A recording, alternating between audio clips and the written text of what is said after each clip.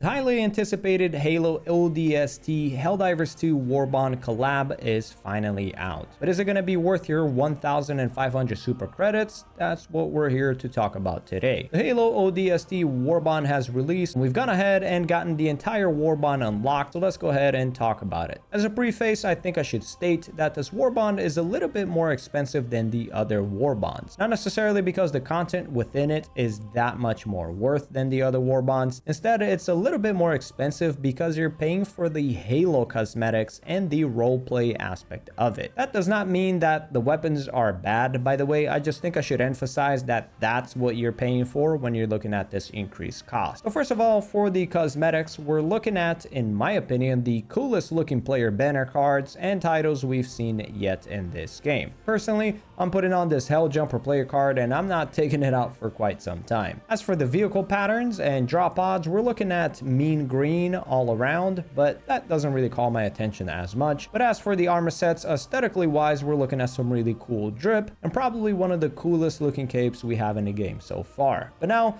cosmetics aside, let's get to the meat and bone of this Warbond and its performance. Before we jump right into all of this, I must point out that I am not particularly a Halo fan. I never really owned a console in my entire life, so I'm gonna be looking at this from a Helldiver angle. Starting off, let's talk about the Halo assault rifle, the M90A AR. We're looking at our third medium armor penetrating assault rifle choice in the game. And as such, I think it's fair to compare it with the other two medium AR choices. When comparing it with the Adjudicator, we're looking at a little bit less damage, about the same ammo and recoil, but a faster fire rate. When comparing it with the Liberator Penetrator, we're looking at more damage, but less ammo and recoil. But there is one area in which this AR thrives that isn't on display here. The Halo AR, matter of fact, all of the Halo weapons in this entire Warbond have an unbelievably high ergonomics. This is my favorite thing about this entire Warbond. The developers just cranked that knob all the way up. What this means is that the weapons are extremely responsive and fast turning, which as a result makes all of them feel very good and just the complete opposite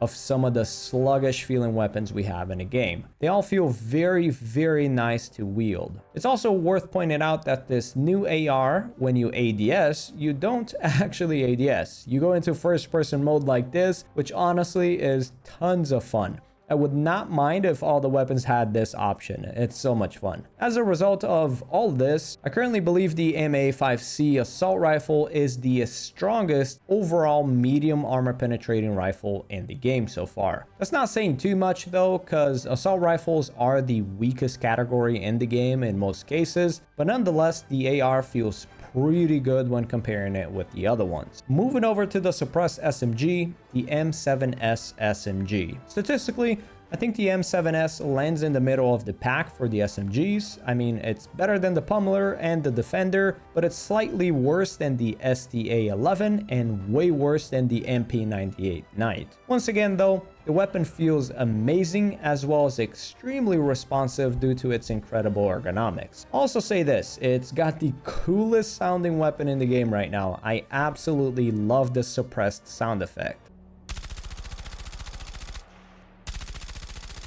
Which brings us to the next point, the suppressor. The game makes a point to call the suppressors a weapon trait, and as a result, personally this excited me into thinking that this would open up a door to stealth play once and for all, and that this was going to be the beginning of it. Now personally, I'm not one that really cares for stealth play whatsoever. I just run in places, guns blazing, but nonetheless, I felt like opening up a stealth route for players who would like to play strategically and work with their mates to complete missions by sniping out enemies and sabotaging objectives, that would have been a really cool addition. But alas, the suppressor is beyond underwhelming. So underwhelming that I'm still unsure whether it works at all. I'm not even sure if it's bugged. I think it does work though, but it's just such a tiny improvement that you will really struggle to even notice it at all. In other words, I think the suppressors just sound cool, but don't do much, which is a bit disappointing. So since we're on the suppressors talk, we might as well address the SOCOM Pistol as well. The suppressor is same story. It sounds cool, but doesn't do too much. Now, the M7S actually feels really good to use, but the SOCOM Pistol didn't do it for me. It's almost literally the starter pistol, the Peacemaker, except it's got a little bit more damage and a little bit less ammo. This damage threshold though, the 100 damage, doesn't really do anything noticeable. You won't be one-hitting troopers to the bodies, and you won't be one-hitting devastators to the head either.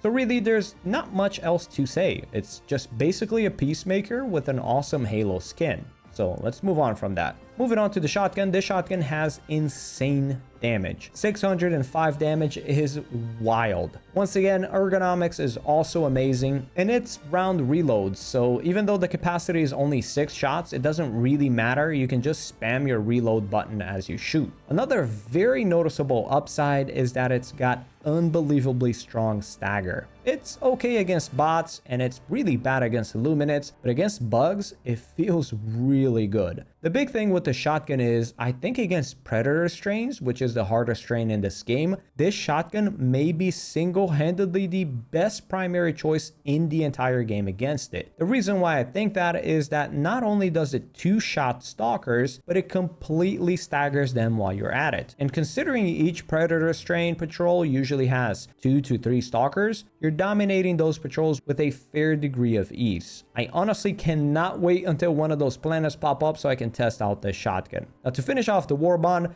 let's address the two armor sets. Sadly, these two only differ in looks, as both of these are medium armor sets. So even though you're technically getting 2 of them, you're really just getting the value of 1 as far as gameplay is concerned. So sadly, we're not getting our usual 1 medium and 1 light choice, or 1 medium and 1 heavy choice for the more tanky players. Now, as for the armor passive, it reads feet first, where makes 50% less noise when moving, increases point of interest identification range by 30%, and it provides immunity to leg injuries. Now, my personal opinion on this armor passive is that it's not the greatest, and as far as I can tell, unless I want it for the drip, I don't actually ever see myself using it. First of all, the increased point of interest identification by 30% can't speak for itself. It's going to increase those ID ranges by a couple of meters, and best case scenarios I can see for this is maybe super credit farming. But realistically, a veteran Helldiver is not going to benefit from this, as most veterans can just identify points of interest from miles away, and in many cases identify it by just looking at the minimap, even when extremely far away from it. You could argue that it could be useful for a new player, sure, but I'm just explaining my own case. If identifying point of interest is something you believe could help you, then of course, that's where you draw your own conclusion.